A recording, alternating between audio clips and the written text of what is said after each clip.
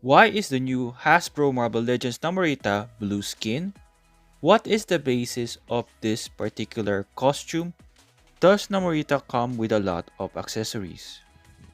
Side by side with the art of Scotty Young, the white tattoos on her blue skin matches. The white tattoos are just painted on, they're not sculpted. Her hair swept on one side is white plastic with some dark wash. Surprising how Hasbro decided to create a Namorita action figure which is not based on New Warriors number 1, wherein she has blonde hair and flesh skin. After several tragic incidents, Namorita underwent a great emotional turmoil which resulted to her skin turning blue. Here is a short read-up from Marvel Masterpieces trading card explaining how Namorita became Chimera. A difference in hair color because when she transformed to blue skin, her hair was still blonde, unlike Scotty Young's wherein it is white just like this action figure. It is swept on one side with some kind of dark wash as you can see here. Overall, this is a good representation of Scotty Young's unique style of art. Since her torso is red plastic, any paint on that red plastic can be easily removed, especially when you crunch forward and back wherein there is white paint on red plastic. The white tattoos on her arm are just painted on. They get misaligned when you swivel the biceps and swivel the upper thigh. She has double jointed pinless elbows. This allows her to touch the tip of her forehead. Comparing her to the art of Civil War number 1, the gloves matches the action figure. Her costume is almost a perfect match except for certain areas wherein there is white paint on her obliques. Tattoos on her legs are similar to the art but not an exact match. The shapes are spot on though in terms of the tattoo. From the back, there are 2 peg holes, one is near her neck. The good thing is her long white hair manages to hide those peg holes. She has double jointed pinless knees. The wings of her ankle seems to be a brand new sculpt. It is different from the wings of Namor. Side by side with the art, it seems to be on the right spot. Just a warning, her open palms does not come with a hinge. You can only swivel her open palm expressive hands. Taking a closer look, there is no hinge at all. So be careful when using this particular hand because it might break if you accidentally try to hinge it.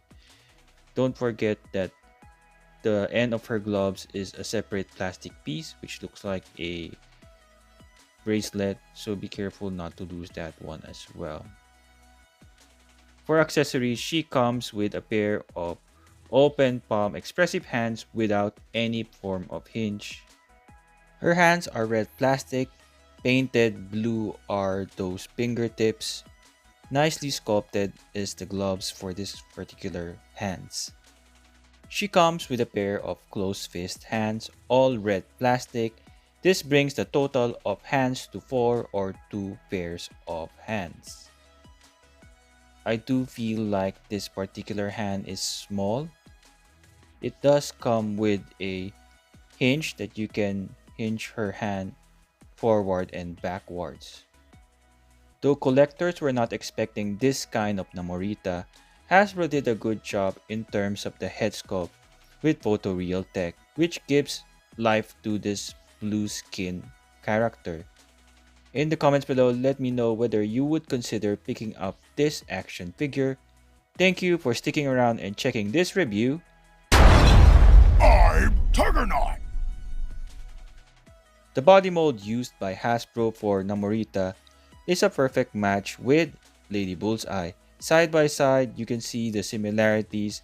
It's just that both figures are painted differently. From the back, they both have the same kind of 2 peg holes, one hole close to the neck. Lady Bullseye does not have any sculpted details, so it makes sense that this is an easy body to reuse with Namorita.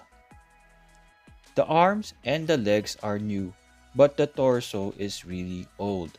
It is the same torso that Hasbro used for Binary, From the back, you can see Binary has the same type of two peg holes. Sometimes people find it a mystery why there's another peg hole near the neck.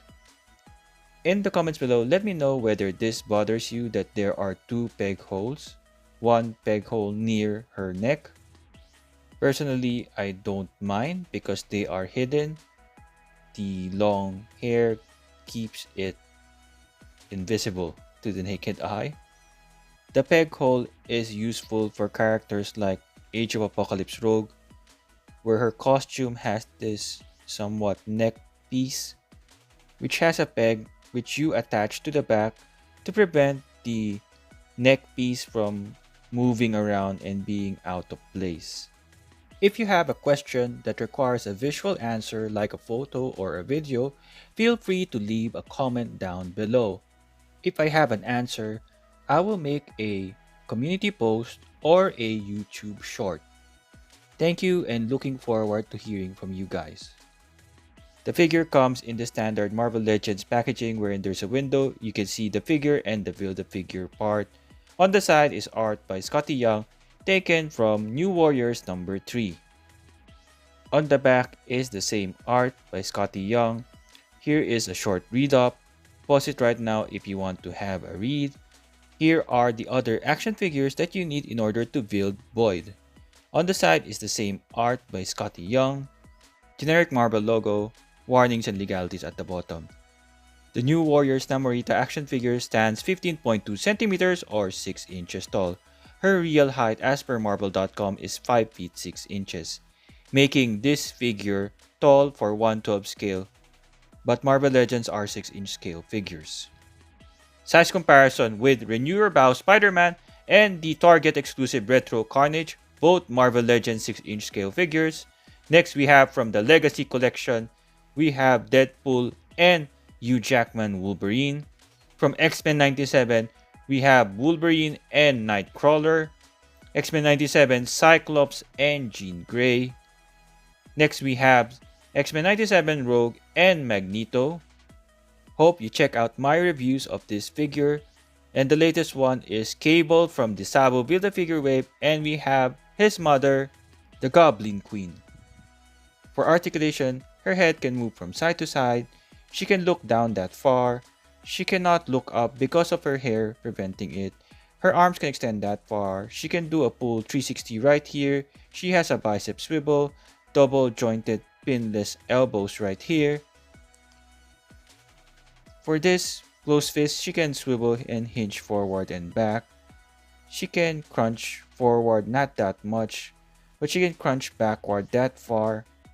She has no waist swivel. She can do a split really well. She has an upper thigh swivel right here, double jointed pinless knees. She can kick that far. She can kick forward that far.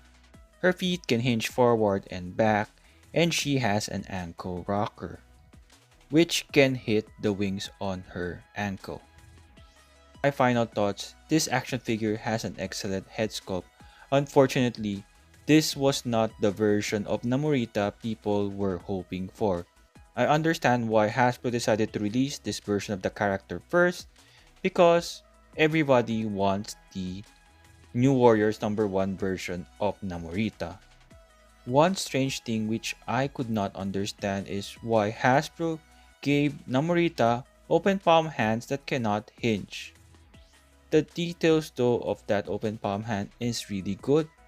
The hand size is proportional to the body of the character, unlike the closed fist hands which seems to be small. Not really a must add for your collection. However, if you are trying to build Boyd, you need Namorita because she comes with the torso. If you are new to this channel, please consider subscribing, ringing the notification bell, and checking out other reviews I have on the channel. Thank you for watching.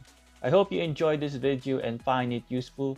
Please like, share, subscribe, comment, and ring the notification bell.